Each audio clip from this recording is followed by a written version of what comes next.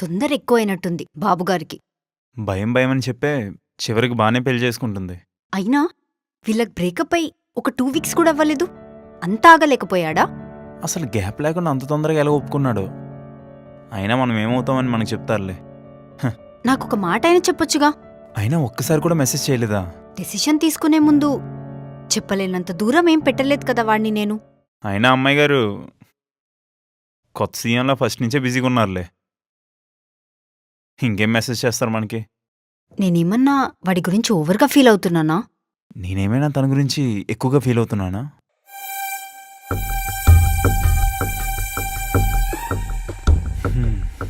తను కరెక్ట్గానే ఉన్నట్టుంది. నేనే ఎక్కువగా ఫీల్ అవుతున్నానేమో. వాడు పర్ఫెక్ట్గానే ఉన్నాడు. నేనే. Just accept it and move on. పోద్దు యామిని, ఎక్స్పెక్టేషన్స్ హర్ట్ చేస్తాయి.